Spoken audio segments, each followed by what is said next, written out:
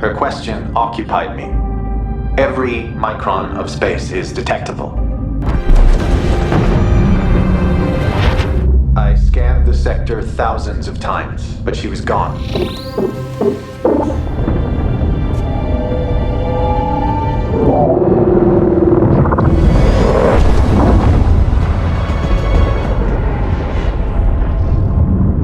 Halo semuanya, selamat datang kembali di channel Ruang Film, sebuah informasi untuk kalian penikmat konten spoiler. Oke, di video kali ini kita akan kembali melanjutkan episode ke-6 dari serial Beacon 23 yang berjudul Beacon 23. Seperti biasa, buat teman-teman yang belum nonton episode sebelumnya, link ada di deskripsi. Jadi nggak usah lama-lama, kita langsung masuk aja ke pembahasan filmnya.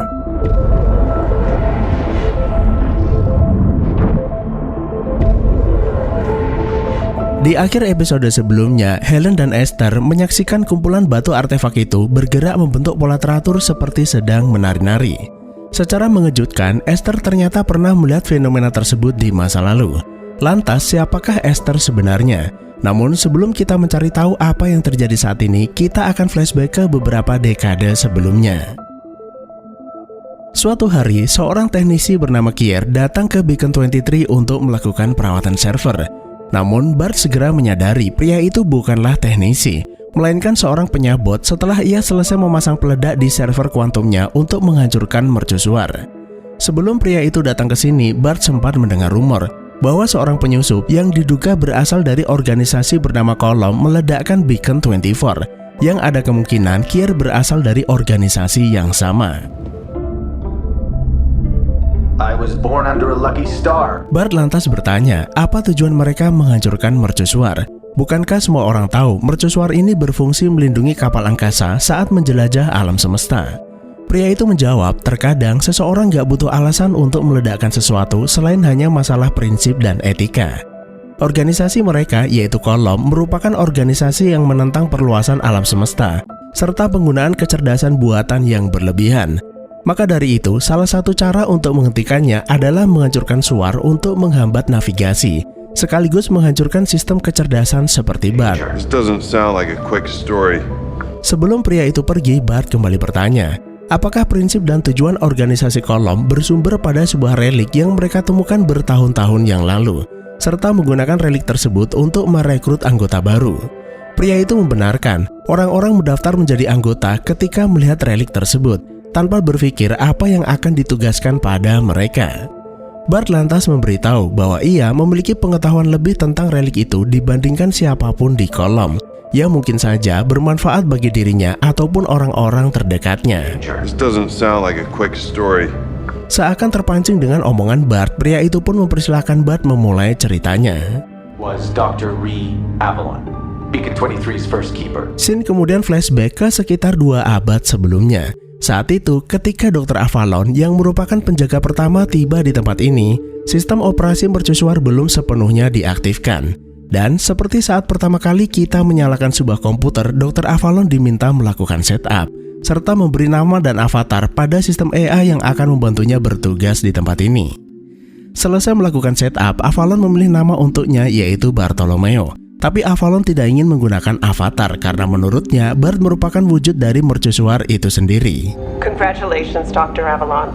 Sesaat kemudian muncul sambutan dari sekretaris ISA mengucapkan selamat bertugas sebagai penjaga pertama Beacon 23. Kemudian disusul sambutan dari QTA yang merupakan mitra terbesar dari ISA dalam pengembangan sistem deteksi materi gelap. Dan berkat aliansi tersebut, manusia akhirnya mampu menjelajah setiap sudut ruang angkasa. Dr. Avalon merupakan seseorang dengan kemampuan yang luar biasa, serta salah satu manusia terakhir yang ia temui sebagai penjaga yang lahir di bumi. Baginya, luar angkasa adalah samudera yang sangat luas dan penuh misteri dengan segala keagungannya. Sebagai orang yang tumbuh di dekat mercusuar, Dr. Avalon merasa pekerjaan ini adalah takdirnya, dan Avalon jugalah orang yang menempel gambar mercusuar sebagai simbol kesendirian. Avalon semakin bersemangat ketika kapal angkasa pertama datang melewati mercusuar ini, yang menandakan keberhasilannya sebagai penjaga. Avalon lantas merayakannya dengan Bartolomeo. Namun saat berulang kali memanggilnya, Avalon merasa nama itu kepanjangan. lalu memanggilnya dengan sebutan Bart. I'm gonna call you Bart. Bartholomew. No, that is too long. Did you see that? See what? Tiba-tiba, sebuah kilatan cahaya terang mengagetkannya. Avalon bertanya, apakah Bart melihatnya? Bart mengatakan tidak, sensornya tidak mendeteksi anomali apapun. Namun, terlepas dari pernyataan Bart yang mengatakan tidak ada apapun di luar sana, Avalon menolak berhenti dan terus mencari tahu siapa pengunjung misterius tersebut. Sampai di suatu hari, objek tersebut muncul lebih lama dari sebelumnya. Dan sejak saat itu, Avalon semakin terobsesi dengannya. Bahkan, Avalon sering menghabiskan waktu berjam-jam di ruang observasi hanya untuk menanti kedatangan objek misterius tersebut. Sampai-sampai Bart terpaksa menyalakan alarm untuk menyadarkannya, karena Avalon sering mengabaikan tugasnya demi sesuatu yang tidak nyata. You've been neglecting your duties. Bart sendiri sudah berulang kali meyakinkannya. Sensornya dilengkapi teknologi terbaru yang mampu mendeteksi partikel terkecil di alam semesta, seperti radiasi latar belakang, gelombang radio, bahkan materi gelap sekalipun. Dengan kata lain, apa yang dialami Avalon tidak lebih dari sekedar halusinasi. Bart? Yes, Avalon? Akan tetapi, Avalon dengan kesadaran manusianya menolak pernyataan Bart. Ia meyakini pasti ada cara agar Bart bisa melihatnya. Dan saat objek itu kembali muncul, Avalon meminta Bart memfokuskan sensor sesuai arah yang dilihatnya. Sampai akhirnya, sensor Bart berhasil mendeteksi keberadaan objek di depan Suar meski Bart tetap tidak bisa melihatnya. Setelah itu, Avalon membuat hitungan untuk memprediksi kemunculan berikutnya. Dan jika saatnya tiba, Avalon sudah mempersiapkan diri. Your perceptions are not empirically supported. I just know you have to trust me. Project a modularized space encompassing these points. Suatu ketika, Avalon bermimpi di sebuah mercusuar. Wanita itu melangkah keluar saat melihat cahaya terang di depannya. Namun tiba-tiba, Avalon terbangun dari tidurnya setelah Bart berulang kali meneriakinya. Avalon mendapati dirinya di depan pintu dan hampir saja melemparkan dirinya keluar angkasa. I have my spacesuit on now. Namun, alih-alih balik ke kamar, Avalon malah memakai baju astronotnya, kemudian terbang menuju objek tersebut untuk mempelajarinya. Saat Avalon mendekatinya, Avalon berhalusinasi sedang berada di sebuah perahu kecil kemudian menghilang secara misterius. Sejak kejadian itu, Bart tanpa henti memindai pesawat angkasanya termasuk area di mana ia menghilang. Tapi sayangnya Bart tidak pernah menemukannya, seakan-akan Avalon itu tidak pernah ada. Dan karena Beacon 23 tidak memiliki penjaga ataupun saksi mengenai temuan artefak tersebut, tidak ada alasan bagi Bart untuk melanjutkan penelitiannya. Tell me about the relics. Selesai mendengar kisah tersebut, pria itu berterima kasih. Bart menjelaskannya dengan sangat baik. Tapi yang ia butuhkan adalah informasi mengenai relik atau peninggalan yang dimiliki organisasinya, dan bukan kisah penjaga pertama serta halusinasinya, yang rupa-rupanya masih ada kisah berikutnya, yang bisa meyakinkannya bahwa relik tersebut mungkin saja berkaitan atau merupakan serpihan dari artefak yang dilihat penjaga pertama Beacon 23. I can offer you food and drink. Akan tetapi, pria itu menolak mendengar cerita lanjutan, karena waktu hitung mundur bom hanya tersisa 17 menit.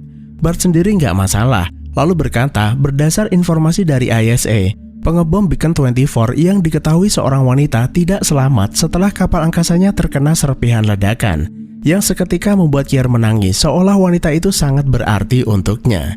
Pria itu kemudian menunda waktu ledakan lalu meminta Bart melanjutkan ceritanya.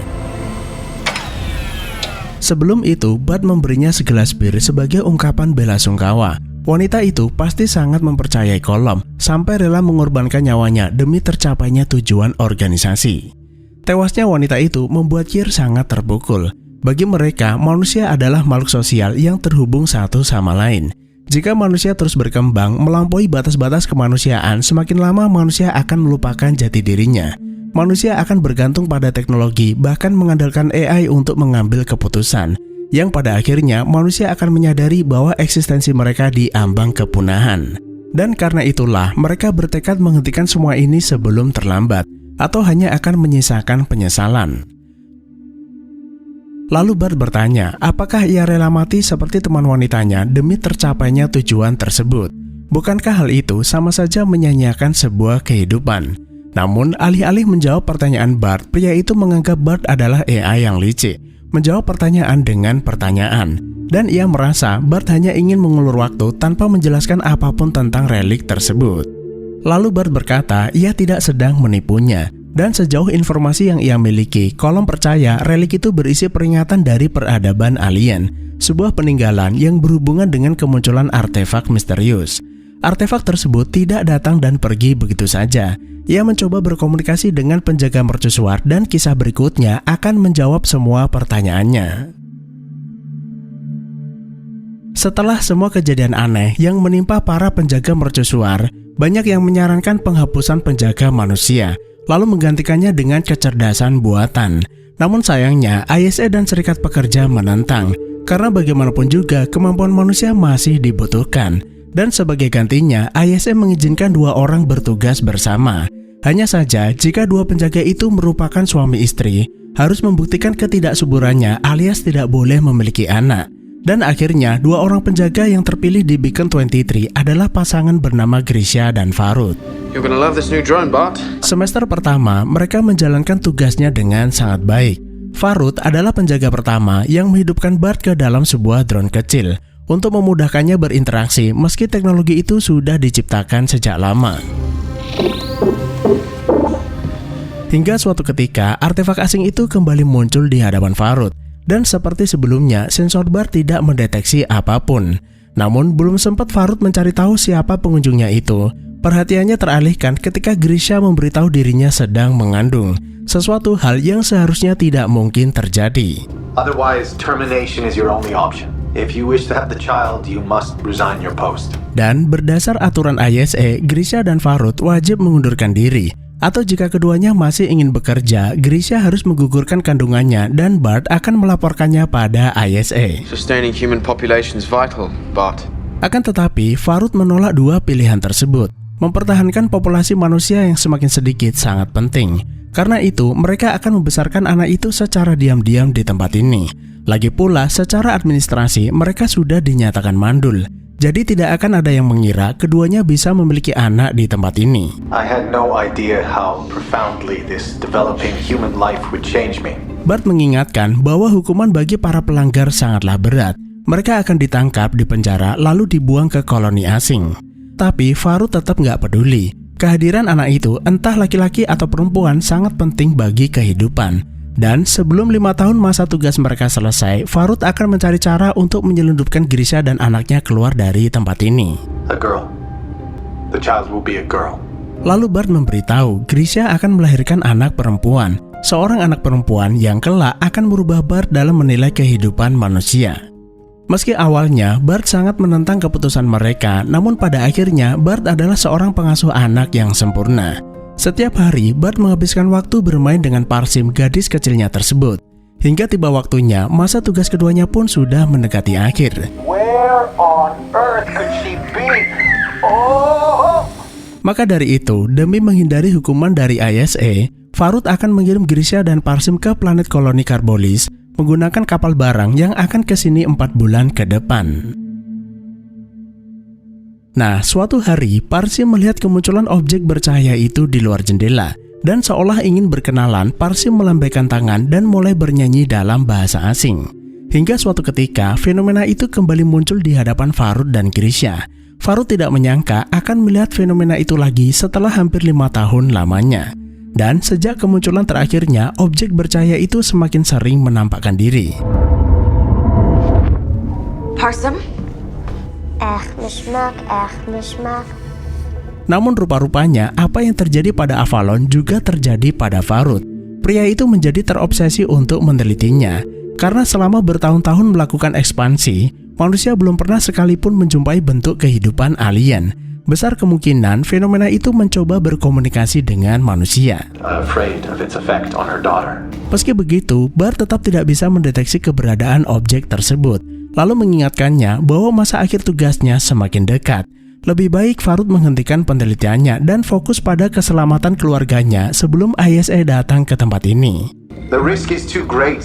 Think of your family. Apa yang dikatakan Bart tersebut sebenarnya bukan tanpa alasan. Bart hanya tidak ingin Farud menghilang seperti Avalon. Selain itu, sejak anaknya sering memandangi cahaya tersebut, perangainya berubah menjadi kasar. Parsim sering berbicara sendiri dan menggambar sesuatu yang ia sendiri tidak mengerti.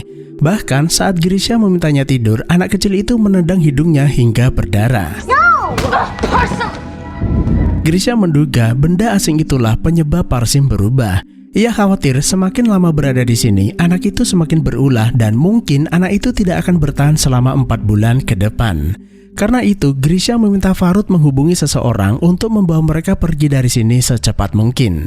Farud mengerti akan kekhawatiran istrinya tersebut, tapi meninggalkan tempat ini sebelum waktunya hanya akan menimbulkan masalah baru.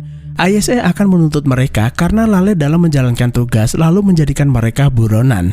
Jadi untuk sementara, pilihan terbaik adalah bertahan sambil menunggu kapal persediaan. Kembali ke Kier, pria itu nggak percaya sebuah AI bisa berinteraksi dengan manusia. Bart menjelaskan bahwa pemrogramannya memungkinkan ia belajar dari pengalaman ataupun mendapat pengaruh dari orang-orang di sekitarnya termasuk interaksi dengan dirinya saat ini. Jadi bisa dibilang karakter Bart akan menyesuaikan dengan karakter penjaganya. Dan itulah kenapa Bart cukup menyebalkan saat Solomon menjadi penjaga. She was concerned, afraid of its effect on her daughter. Hari berikutnya, Grisha menutup semua jendela untuk mencegah Parsim berinteraksi dengan artefak tersebut. Namun, bukannya membaik, anak itu semakin tantrum. Parsim? Repeated hallucinations attempting to leave the beacon.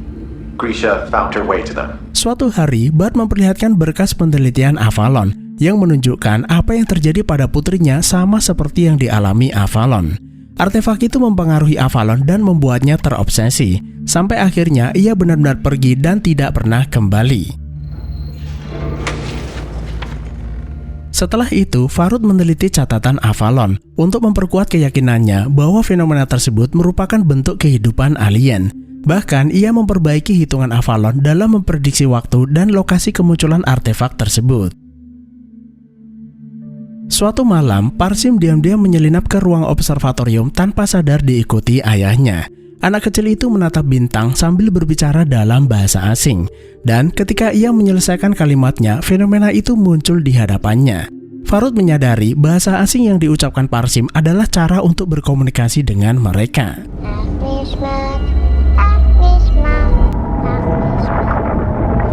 Setelah itu, Farud menggendongnya ke bawah lalu memberitahu Grisha. Benda itu sepertinya menginginkan Parsim dan itulah kenapa Parsim bisa berkomunikasi dengannya.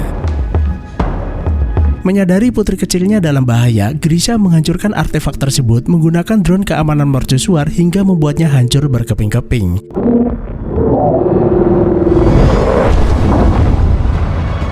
Dan pecahan batu dari artefak itulah yang disebut relik oleh organisasi Kolom. Atau kalau di episode awal kita menyebutnya dengan batu Solomon. Saat masih utuh, Bart sama sekali tidak bisa melihat artefak tersebut. Namun ketika menjadi pecahan, Bart akhirnya bisa melihat wujudnya.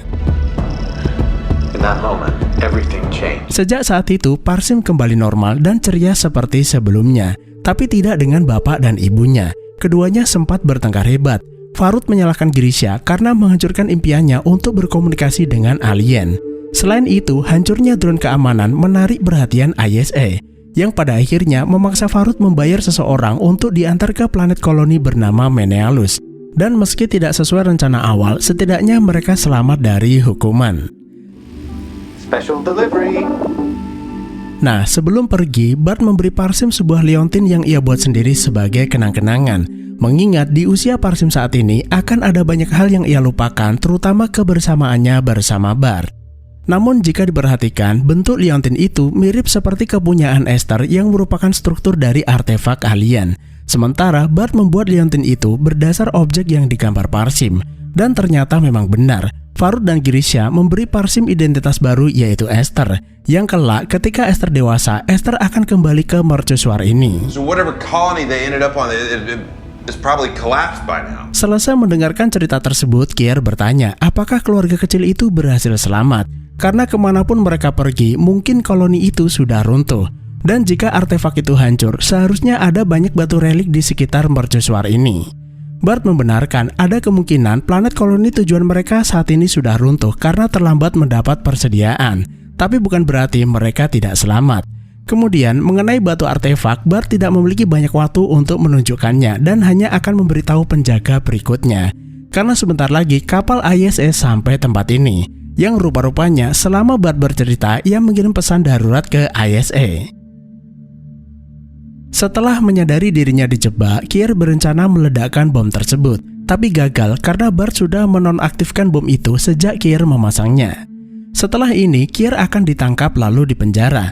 Meski begitu, Bart berterima kasih atas ide-idenya tentang hubungan manusia dan bahaya ekspansi alam semesta yang justru akan mengancam peradaban manusia itu sendiri.